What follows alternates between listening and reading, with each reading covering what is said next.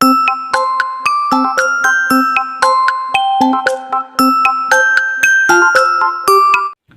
Friends, maths tutorial Bangla চ্যানেলে তোমাদের স্বাগত জানাই।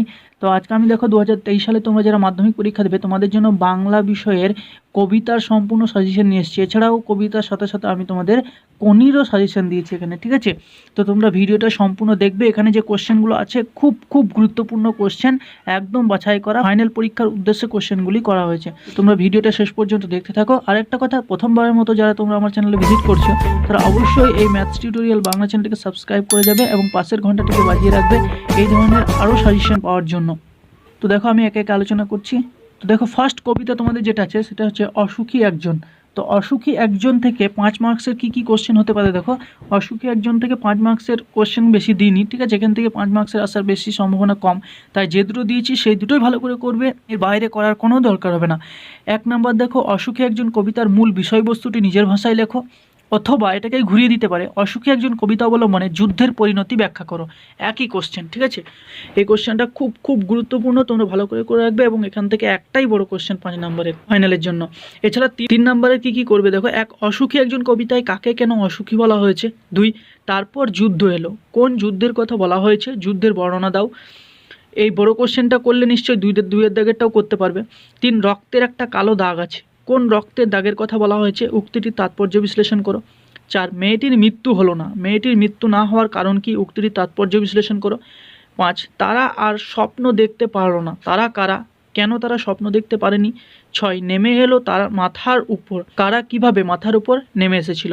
তো এই ছিল 3 নম্বরের 6টা কোশ্চেন, তোমরা এই কোশ্চেনগুলো করে রাখবে। তো দেখো এরপরে যেটা আসছে, আয় আরও বেঁধে থাকি। আয় আরও বেঁধে থেকে 5 নম্বরের কী কোশ্চেন আসতে পারে দেখো এবছর সম্ভাবনা। 1, আয় আরও বেঁধে থাকি কবিতার বিষয়বস্তু উল্লেখ করো। 2, আয় আরও বেঁধে থাকি কবিতার নামকরণের সার্থকতা লেখো।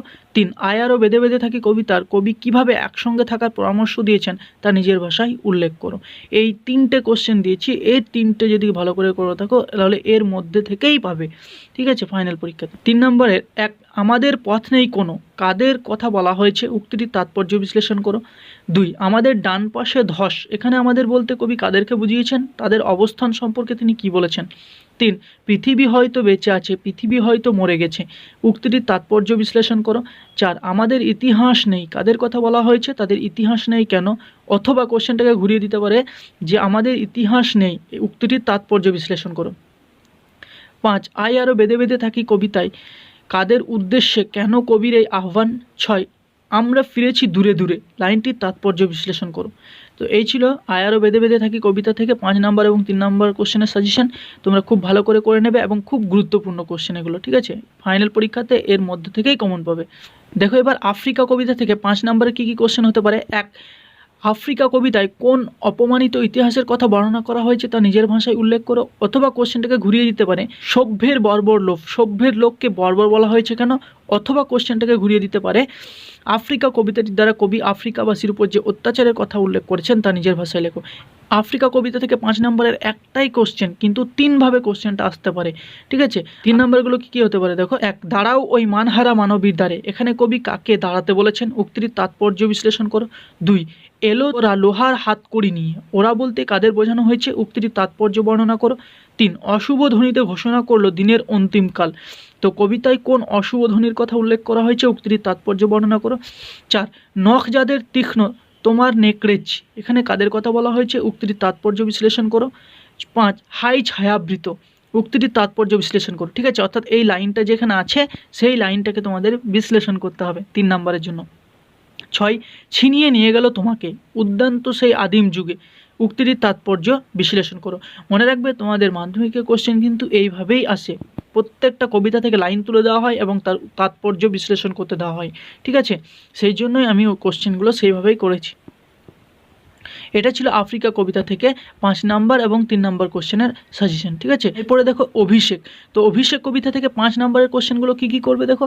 1, অভিষেক কবিতা অনুসারে মেঘনাদের বা ইন্দ্রজিৎ চরিত্র বিশ্লেষণ করো, ঠিক আছে? খুব গুরুত্বপূর্ণ করে রাখবে। আরেকটা করে রাখবে, রাবণ রাজার চরিত্রটি বিশ্লেষণ করো।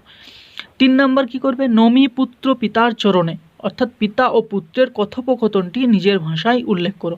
তো এই ছিল তোমাদের অভিষেক কবিতা থেকে 3টে বড় প্রশ্ন এবং খুব গুরুত্বপূর্ণ, ঠিক আছে? এই 3টে করে রাখবে, এখান থেকে একটা কমন পাবে 5 নম্বরের। আর 3 নম্বরে কি করবে দেখো, 2 হেনকালে প্রমীলা সুন্দরী, হেনকাল বলতে কোন সময়কালকে বোঝানো হয়েছে, উক্তির তাৎপর্য বিশ্লেষণ করো। 3 অভিষেক কবিতার বিষয়বস্তু উল্লেখ করো 3 নম্বরের জন্য। 4 বিধি বাম মমপতি, উক্তির তাৎপর্য বিশ্লেষণ করো। 5 হ্যাঁ ধিক মোরে, কে কাকে ধিক্কার জানিয়েছেন, উক্তির তাৎপর্য বিশ্লেষণ করো। 6 সাজিছে রাবণ রাজা, রাবণ রাজার সাজসজ্জার পরিচয় দাও। 7 ঘুচাবো এই অপবাদ বোধি রিপুকুলে, উক্তির তাৎপর্য বিশ্লেষণ করো। তো এই ছিল অভিষেক কবিতা থেকে 5 নম্বর এবং 3 নম্বর কোশ্চেনের সাজেশন। খুব গুরুত্বপূর্ণ, তোমরা ভালো করে রাখবে এগুলো ফাইনাল এবং টেস্টের জন্য, ঠিক আছে? এরপরে দেখো প্রলয় উল্লাস, প্রলয় উল্লাস থেকে 5 নম্বরের কি কোশ্চেন হতে পারে দেখো। 1 প্রলয় উল্লাস কবিতার বিষয়বস্তু নিজের ভাষায় উল্লেখ করো, অথবা কবিতার কবির প্রতিবাদী সত্তার পরিচয় দাও, অথবা কবিতায় কবির বিদ্রোহী মানসিকতার পরিচয় দাও। একই কোশ্চেন 3 ভাবে আসতে পারে, উত্তর একটাই, ঠিক আছে? বিষয়বস্তু বা প্রতিবাদী মনোভাব বা বিদ্রোহী মানসিকতা।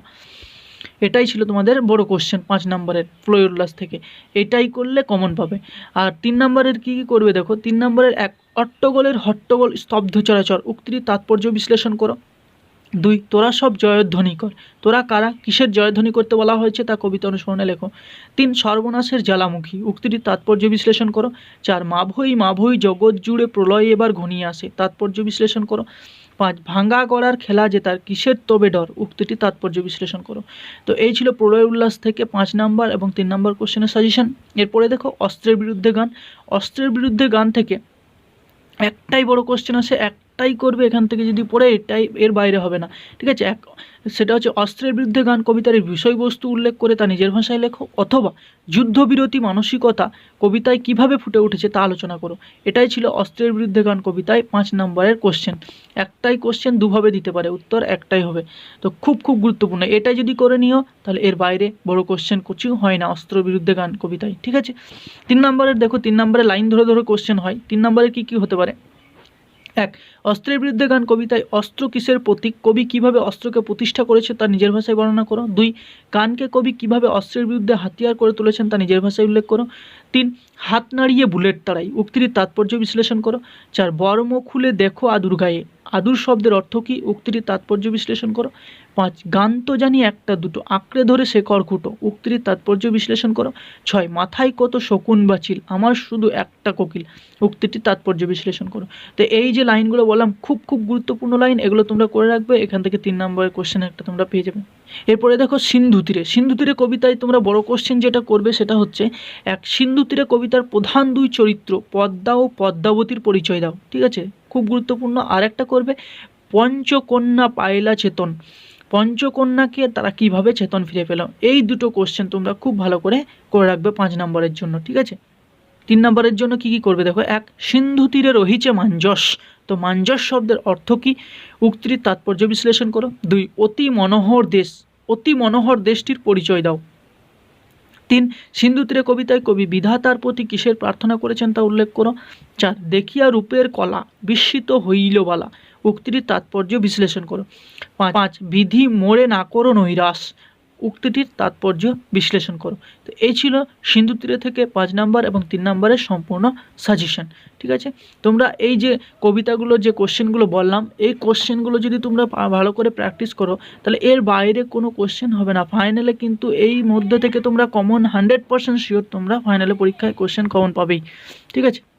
তো এবার আমরা চলে যাব কোনি থেকে, ঠিক আছে? দেখো কোনি থেকে কি কোশ্চেন হতে পারে। 1 নম্বর দেখো জুপিটার ক্লাব ক্ষিতিশের বিরুদ্ধে কোন অভিযোগ এনেছিল, ক্ষিতিশ তার কি জবাব দিয়েছিল। 2 প্রথম দিকে লীলাবতী বিদ্রোহী হয়ে উঠেছিল, অর্থাৎ আমি এখানে ক্ষেত্রে কিন্তু লাইনগুলো উল্লেখ করে দেবো, ঠিক আছে? তোমরা এই লাইন তুলে যে কোশ্চেনগুলো হয় সেগুলো ভালো করে রাখবে। 3 4 লক্ষ টাকা খরচ করে আপনি আপনার শরীরটাকে চাকর বানাতে পারবেন না।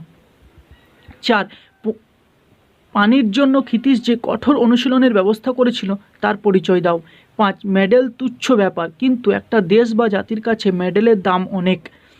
6 চোর চুরি করে আমাকে বসিয়ে রেখে এখন ঠেকায় পড়ে এসেছ আমার কাছে। 7 বারুণীর দিনের গঙ্গাঘাটের বর্ণনা দাও। 8 কোনি ক্ষিতিশ বিষ্ণুধর ও লীলাবতীর চরিত্র। 9 কনির জীবনের ক্ষিতীশের অবদান। 10 দারিদ্র্য ও বঞ্চনার বিরুদ্ধে কনির জীবন সংগ্রাম। 11 ফাইট কনি ফাইট লাইনটির প্রাসঙ্গিকতা। 12 বিষ্ণুধরের বডি ম্যাসাজ। 13 এটাকে বুকের মধ্যে পুষে রাখুক। 14 হঠাৎ তার চোখে ভেসে উঠল 70 সংখ্যাটা। 15 অবশেষে কনি বাংলা সাঁতার দলে জায়গা পেল। 16 দরিদ্র ও বঞ্চনার বিরুদ্ধে কনির জীবন সংগ্রাম। 17 কম্পিটিশনে পড়লে মেয়েটা তো আমার পা ধোয়া জল খাবে। 18 হঠাৎ কনির দু চোখ জল ভরে এলো। 19 তোর আসল লজ্জা জ্বলে, আসল গর্বও জ্বলে। 20 4 বছরের মধ্যে প্রজাপতি ডানা মেলে দিয়েছে। তো এই যে দুইটা লাইন যে বললাম, এর মধ্য থেকেই কনিতে তোমরা কমন পাবে, ঠিক আছে? 100% তোমরা কমন পাবে। প্রত্যেকটা লাইনের ব্যাখ্যা আসতে পারে, প্রত্যেকটা লাইনের প্রাসঙ্গিকতা আলোচনা করো, তাৎপর্য বিশ্লেষণ করো, বা এর চরিত্র যেগুলো আছে সেগুলো চরিত্র বর্ণনা করো, ঠিক আছে? তো এই প্রত্যেকটা লাইন তুলে কিন্তু সেই জায়গাটার যে কাহিনী বর্ণনা আছে সেই জায়গাটায় তোমাদের তুলে ধরতে হবে, এবং ওর যে কোশ্চেনটার যে মূল আনসার সেইটাকে একটু তুলে ধরতে হবে। তো এইভাবেই কিন্তু তোমাদের এই প্রত্যেকটা লাইনের এইভাবে উত্তর করতে হবে। তো এই 20টা সাজেশন দিলাম, এই 20টা সাজেশন থেকেই তোমরা 100% শিওর যে টেস্টে এমনকি ফাইনালেও কমন পাবে, ঠিক আছে? তো কোশ্চেনগুলো খুব ভালো করে প্র্যাকটিস করে নিও, এই কনি থেকে 20টা যে লাইন তুলে দিয়েছি। তো এই ছিল তোমাদের বাংলা বিষয়ের কবিতা এবং কনি থেকে সম্পূর্ণ ফাইনাল এবং টেস্টের জন্য সম্পূর্ণ সাজেশন। তোমরা এই সাজেশনগুলো খুব ভালো করে প্র্যাকটিস করো, 100% শিওর যে এখান থেকে তোমরা কমন পাবে। যেতে যেতে একটাই কথা, তোমাদের এই ভিডিওটা কেমন লাগলো এবং তোমাদের সাজেশনগুলো কেমন লাগলো তোমরা অবশ্যই নিচে কমেন্টের মাধ্যমে আমাকে জানাবে, এবং আর কি তোমরা সাজেশন চাও মাধ্যমিকের জন্য সেটাও তোমরা আমাকে কমেন্ট করে জানাও। আমি যথাসাধ্য চেষ্টা করব তোমাদের জন্য সাজেশন এনে দেওয়ার, ঠিক আছে? তো ভিডিওটা ভালো লাগলে অবশ্যই একটা লাইক করবে, কমেন্ট করবে, আর হ্যাঁ, তোমরা যারা এখনও আমার চ্যানেলটিকে সাবস্ক্রাইব করে যাওনি তারা অবশ্যই এই চ্যানেলটিকে সাবস্ক্রাইব করে যাবে, ঠিক আছে? তো দেখা হচ্ছে নেক্সট ভিডিওতে। Thank you.